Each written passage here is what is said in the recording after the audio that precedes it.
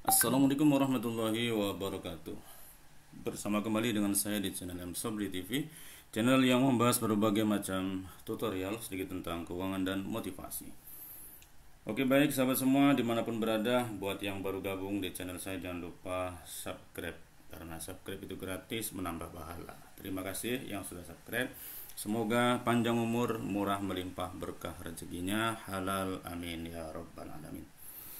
Oke, baik sahabat semua, utamanya teman-teman dosen ya, teman-teman mahasiswa yang tengah dan sedang ingin menulis artikel, maka perhatikan struktur berikut ya, yang sesuai dengan struktur IMRAT. IMRAT ini singkatan dari Introduction, Method ya, Discussion ya. Selamat datang di channel M Shobri TV. Jangan lupa subscribe. Oke guys. Oke, jadi pertama soal pendahuluan ya, introduction ini. Jadi di bagian ini menguraikan konteks dasar penelitian dengan menjawab pertanyaan-pertanyaan utama seperti apa yang diteliti, begitu. Mengapa topik ini menjadi penting untuk diteliti dan bagaimana penelitian ini dilakukan, seperti itu. Nah, pendahuluan bertujuan untuk memperkenalkan topik kepada pembaca serta menjelaskan latar belakang dan tujuan penelitian. Di bagian ini juga peneliti menjelaskan fokus pertanyaan penelitian yang ingin dijawab dalam artikelnya dan memberikan gambaran umum daripada artikel yang akan ditulis atau artikel isi daripada artikel jurnal ini, begitu ya. Jadi setidaknya dua hal ini tidak boleh lepas ketika ditulis di pendahuluan, begitu. Kemudian nomor 2 ya, berikutnya adalah literatur review ya, atau tinjauan pustaka.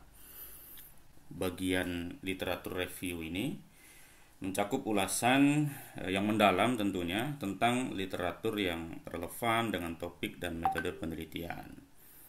Peneliti mengkaji teori dan penelitian sebelumnya untuk menemukan gap ya, atau celah ya, yang dapat dijadikan dasar untuk kontribusi baru dalam bidang yang diteliti.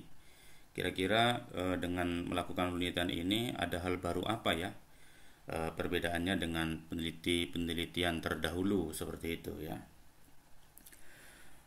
Selain itu, peneliti juga mencari berbagai perdebatan atau bahasa lainnya ini sudut pandang yang berbeda dalam literatur. Maka tentu saja literatur review atau tinjauan pustaka tidak boleh hanya satu sumber ya. Biasanya kalau skripsi ya setidaknya 3 artikel ya, bisa 3 atau bahkan untuk tahap yang lebih lanjut ya 10 sampai 20 ya literaturnya. Yang bisa memperkuat argumen ya dan menunjukkan relevansi penelitian yang dilakukan, karena memang tidak ada yang benar-benar baru, artinya hampir semua sudah pernah ada penelitian terdahulunya, maka perlu dikaji kemudian apa kaitannya dengan penelitian yang akan kita lakukan, seperti itu. Kemudian di tahap berikutnya terkait dengan metodologi ya. Pada bagian metodologi ini atau metode penelitian, peneliti menjelaskan secara rinci tentang desain penelitiannya, prosedur yang diikuti, jenis data yang dikumpulkan, ya, serta metode pengumpulan data yang digunakan. Itu harus tercantum semua, ya kan? Peneliti juga harus menguraikan proses pemilihan sampel ya, dan akses terhadap sumber data. Jika penelitian melibatkan subjek manusia, perlu dijelaskan tinjauan etika ya. Jadi kode etiknya ya. itu perlu disampaikan ya. Dalam rangka apa? Untuk melindungi partisipan. Nah, tentu saja harus ada etik statement ya, pernyataan etika seperti itu.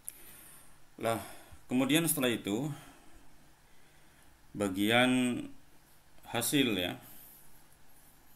Pada bagian hasil ini peneliti perlu memaparkan hasil temuan utama ya, data penelitian secara objektif, termasuk data deskriptif yang diperoleh dari analisis. Peneliti menjelaskan hasil sesuai dengan metodologi yang digunakan dan bila relevan memberikan penjelasan berbasis kasus.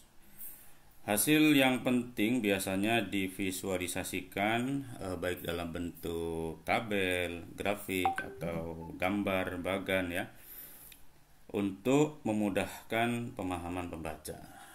Jadi itu yang bagus, tidak lurus-lurus ya, tidak hanya berupa paragraf-paragraf, tapi data disajikan dalam bentuk berbagai hal, misalkan tabel, gambar ya, dan lain sebagainya.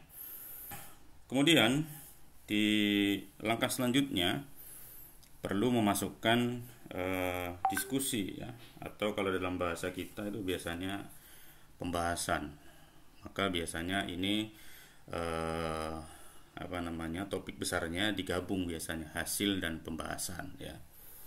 Tapi kalau dalam IMRAD itu memang dipisah ya, hasil sendiri, kemudian ada pembahasan seperti itu.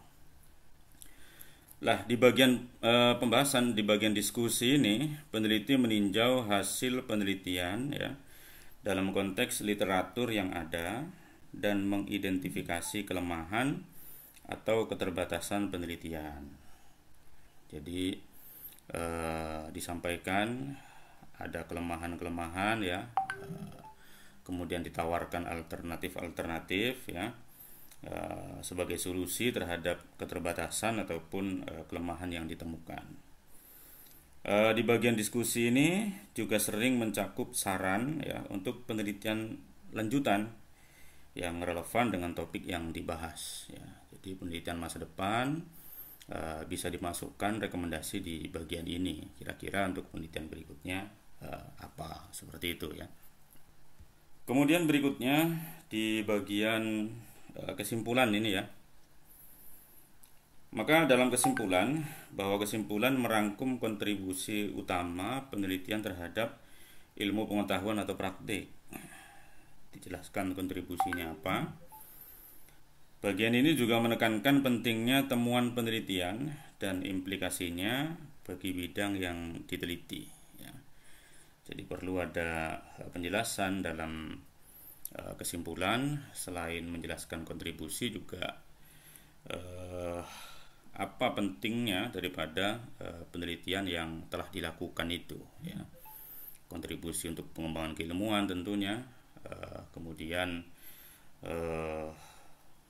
kepentingannya ya, atau pentingnya temuan yang sudah dilakukan penelitian, seperti itu. Nah, berikutnya terakhir ya, ini adalah bagian terakhir dari artikel ya, biasanya adalah daftar pustaka ya, daftar referensi.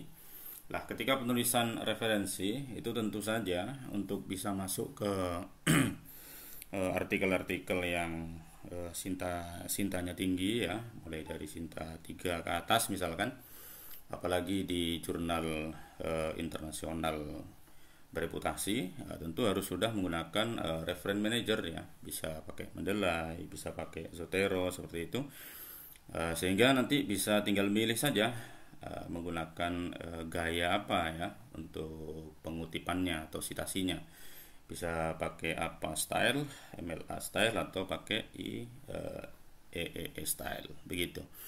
Kemudian untuk penulisan daftar pustakanya itu sendiri bisa menggunakan alfabetis. Nah, itu biasanya yang pakai gaya apa atau MLA itu alfabetis ya. Jadi penulisannya mulai dari abjad penulis ataupun pengarang bukunya ya, penulis artikel-artikel jurnal yang dijadikan sumber rujukan.